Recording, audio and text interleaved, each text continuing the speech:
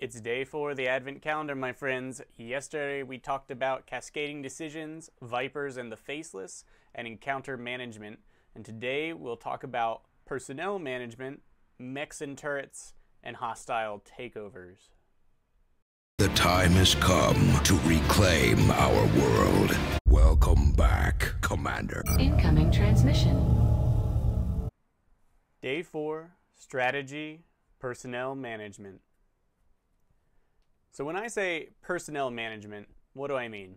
I mean engineers, scientists, and soldiers on the strategy layer. So in the rooms of the Avengers, if you've seen any part of the Avenger management screens, the videos that are out there, you'll note that you can assign personnel to various rooms to boost whatever that room is doing. So you might assign an engineer to the med bay to help your soldiers recover 100% faster, so twice as fast. You might assign additional scientists to increase research speed or to increase the rate at which you can generate special ammunition. And you can even assign soldiers to one of the training rooms to help cross-train your soldiers in other classes' perks. Or at least I saw that partly. It may have changed, but I suspect that that is a core part of the game. A little part of Jake Solomon's goal of making the game highly moddable, I think leaked into the actual design, of course. And I think that's going to make XCOM 2 a lasting standard in everyone's books, the moddability. But it's awesome to see that even in their take on the game that soldiers can cross-class and take skills from other people.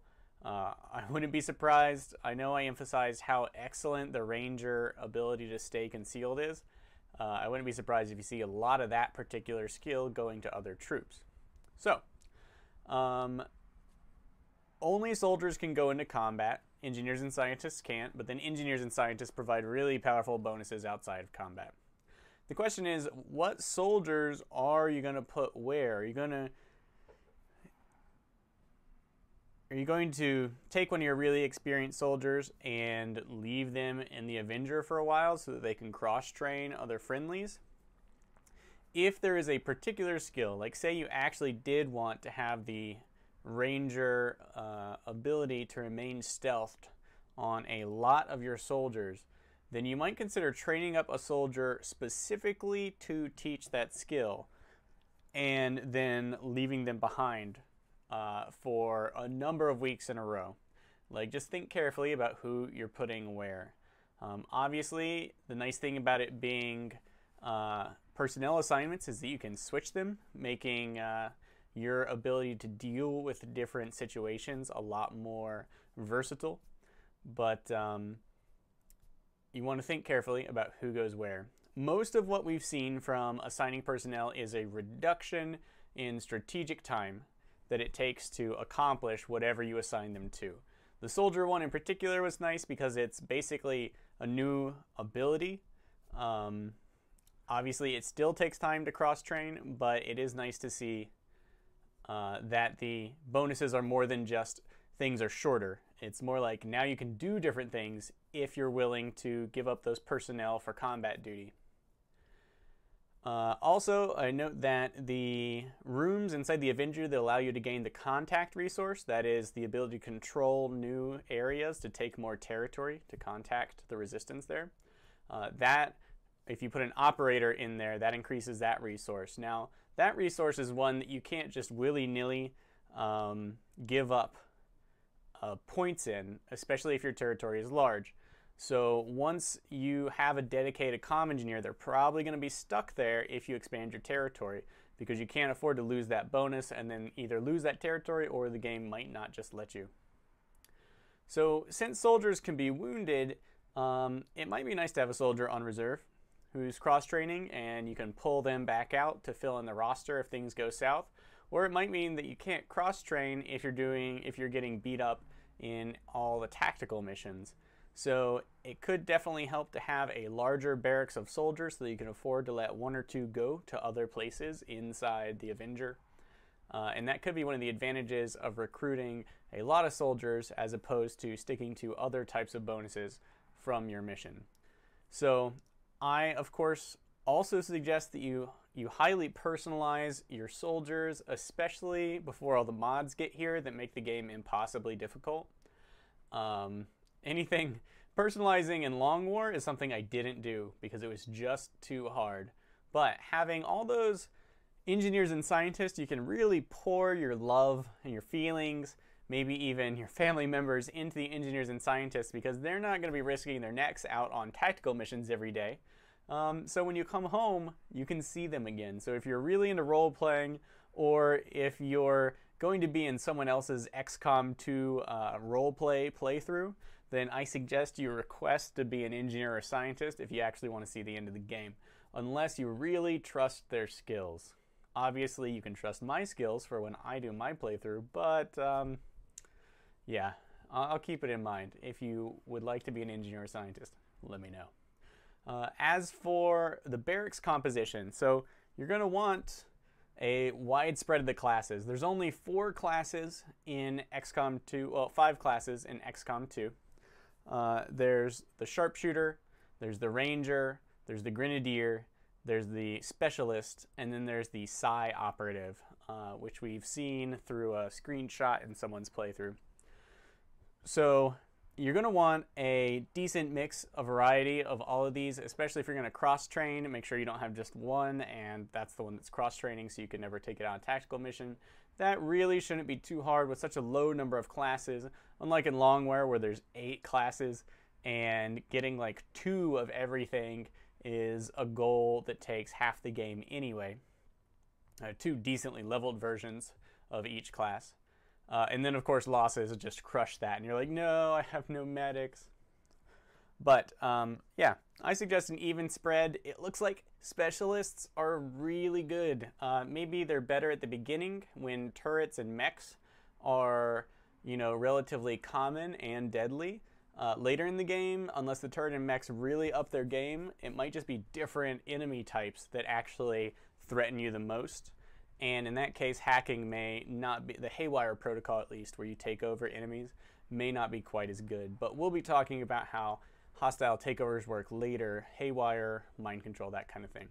So that is it for personnel management. Incoming transmission.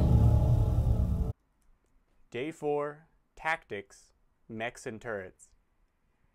So, mechs and turrets, the starting mechanical enemies in the game, are they're worth taking a special look at. Compared to the other enemies in the game, what you're going to see on mechanical enemies are crit resistance, even when they're outside of cover. Generally, they can't take cover. They'll probably all have armor, certain degrees of armor. We've seen mechs with 1 or 2, and the turrets always seem to have at least 1. You can expect moderate to high health on everything mechanical, just due to the theme of mechanical things being, you know, tough. And you can expect them to be immune to mental statuses and psi. That means flashbangs won't be working, you can't mind control them because they don't have a brain, and they are unlikely to be stunned by anything that doesn't specifically stun only mechanical units. This durability and kind of cover agnosticism makes them really resistant to ambush fire, as they're not going to be caught out of cover because they never go into cover, and they're resistant to damage. I mean, it's always nice to ambush, but it's not going to be nearly as effective as ambushing a patrol of more squishy organic units. And you can also expect them to be fairly aggressive. Since they're not dependent on cover, they're certainly not as defensively minded as all of the Advent troops are going to be, except for the Lancer. So you can expect them to charge in and really throw their weight around with that armor and health that they're all likely to carry. Obviously, turrets, not going to be throwing their weight around. But turrets don't really have much else to do, nor do they even care whether they live or die, so you can expect them to go ham as well. You can also expect a a large number of special abilities and or heavy weaponry from everything but the lightest turrets. Mechs come with the mini rocket, pretty good AoE blast, much like your own rocket launcher. They only get one use, so if you hack one, make sure to shoot it before it gets to shoot it at you. These are going to cause a lot of trouble early game. Probably one of the most devastating early game attacks that your squad can take is a rocket to multiple people. It can destroy cover, of course. It can drop you down through roofs. And then enemies can follow up on your poor, exposed, wounded personnel. So expect a lot of deaths from mini rockets if you don't respect the mech. Alright, so what can you expect from these monstrosities? You can expect staying power from everything mechanical. It's going to be there for a little while, or you're going to have to concentrate all your fire on it. You can expect heavy hitting and or area attacks, because we all know that the cool beamy death, explosive rocket salvo, all this stuff comes from mechanical enemies in XCOM Enemy Unknown. It's very likely to be the same in XCOM 2. And you can expect to bring your own incredibly strong countermeasures as a matter of course. The specialist, if you go computer hacking, since it seems hacking is a core mechanic for one of the classes in the game, not that it's mandatory, but it is core, you can expect it to be useful the whole game through, which means you can expect to face mechanical enemies the whole game through, or at least mechanical objects. We've seen some really cool things you can do while hacking, like the sensor posts and other things. So expect it to be worthwhile to always have some strong mechanical countermeasures in every squad. And that's kind of a weakness of the mechanical units, is that you're going to have really potent countermeasures that are specifically anti-mech. And you're going to have access to those over the course of the game. So, what are the counters for these brutal, tough units? Obviously, hacking, taking control of them, using up their rockets is going to be the go-to early game tactic. Explosives are nice, as explosives seem to shred their armor points. Also, the Grenadier's minigun has the ability to shred armor if you spec that way. And of course, whatever their amount of armor, focus fire is going to be the only way to take them out, unless you've shredded all their armor off. So, specifically about the turret, they're immobile. We heard one Let's Player say that they come in different flavors, so that they've heard there was a rocket turret that I heard mention of. So that's going to be unfortunate, I'm sure. It would be awesome if there's a flamethrower turret, or maybe those will like pop out of walls. I don't know, one can always hope. They will often have height advantage because they're going to be built on the top corners of buildings for maximum sight range. Every single one I've seen has been in a position where it could gain height advantage. They just aren't built on ground level, even if they're on top of a bus or a train, one of the Advent bus things, paddy wagons. You can expect them to always have height advantage over ground level at least. They're kind of predictable, and I noted that you can kind of see the spot where a turret could be through the fog of war without actually having eyes on it yet. So keep your eye open for a little pedestal with a circle in the center that indicates that a turret could be there. I'm not sure if this is like a dead giveaway, guaranteed all the time, but it's definitely something to look for in your own playthrough when you get your hands on the game. Can I specifically tell if a turret is in a spot due to what I can see through the fog of war? And yeah, and when you hack a turret, you have a chance to boost its stats. If you fail, you boost its stats and don't gain control. And if you succeed, you gain control of it and boost its stats, which is awesome. And of course, hacking, well, we'll get to that later. The mech, then, is a heavier version of the Trooper. It's very similar to the original Muton in XCOM Enemy Unknown. It comes with a single-shot explosive, like the Muton's grenade.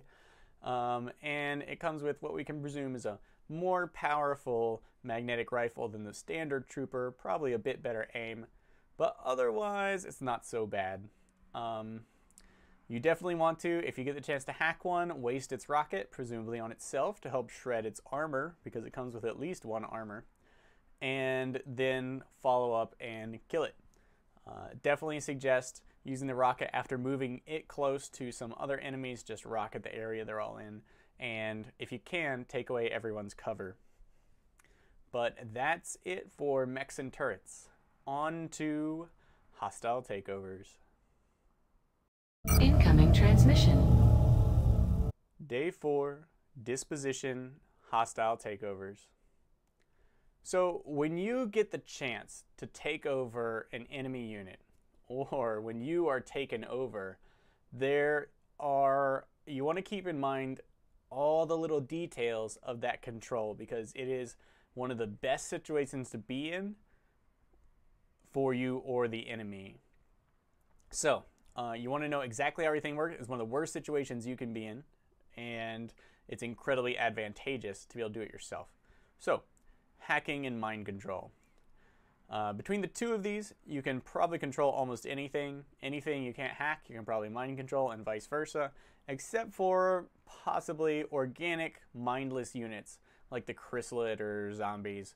Especially Psi zombies, it's incredibly unlikely that you'll be able to wrestle Psi control of Psi zombies from something else that created them.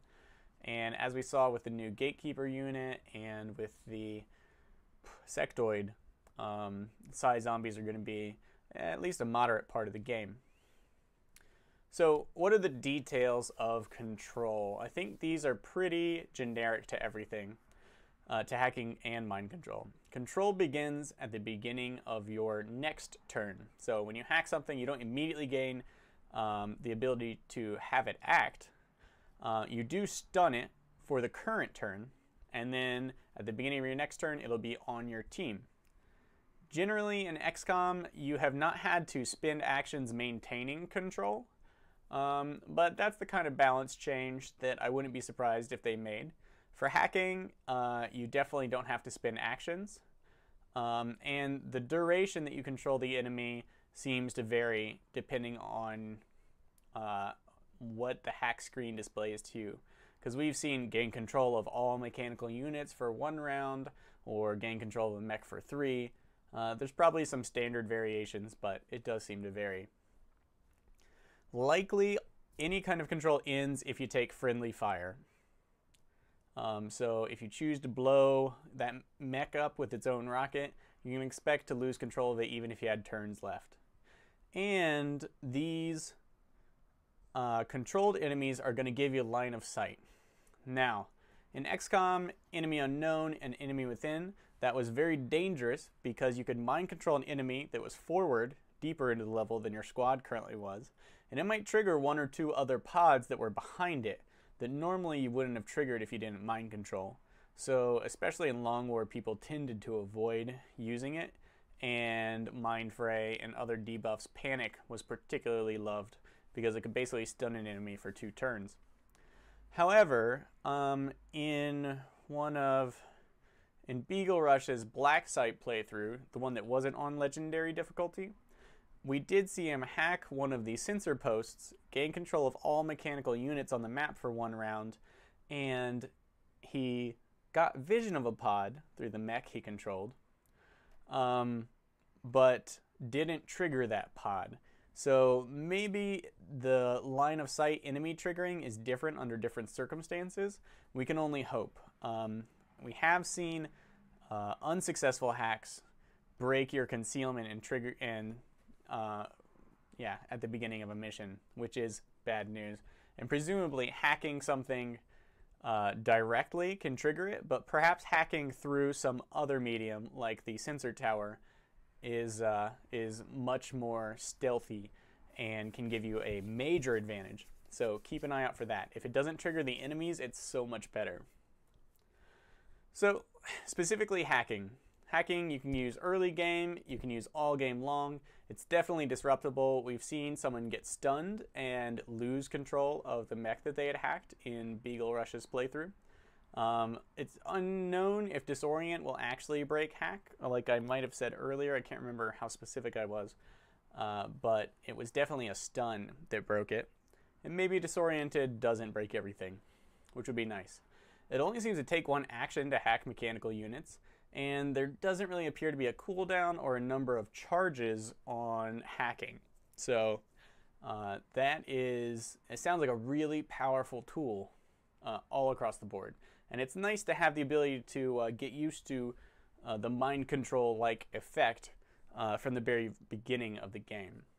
Mind control, we haven't really seen that in action, except a sectoid trying it and succeeding in the legendary playthrough that Beetle Rush had.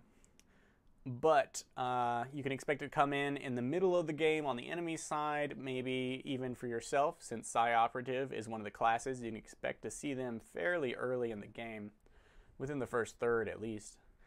It probably has a more dependable duration, less varied, but who knows.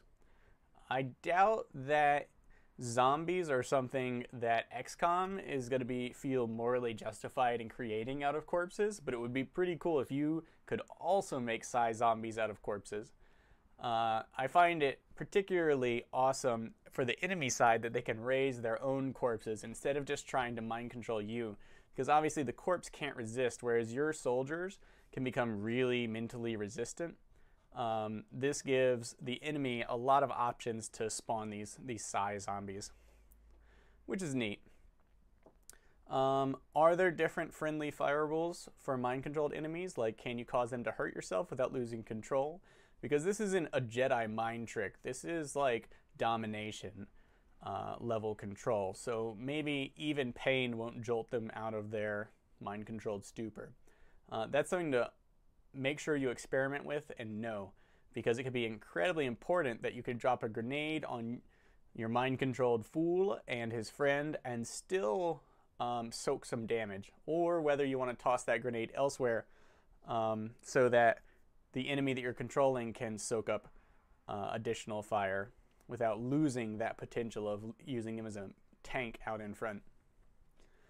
Mind control obviously works on targets that you can't hack, which will widen your ability to control the enemy units. There's probably a lot of units that are mentally resistant to it until you have really powerful scions. So, you know, choose your targets wisely. And mind control is probably Muton's notoriously weak against mind control, though in Enemy Unknown it took so long to get to mind control that Mutons were a total beast until you had it. But then it really like crushed them, which was very pleasant. Alright friends, that's it for day 4. If you enjoyed this content, please go ahead and like this video. If you'd like to see the next Advent Calendar video as soon as it comes out, please subscribe to my channel. And next time we'll be talking about claiming and defending territory, chrysalids and zombies, and the soldier classes.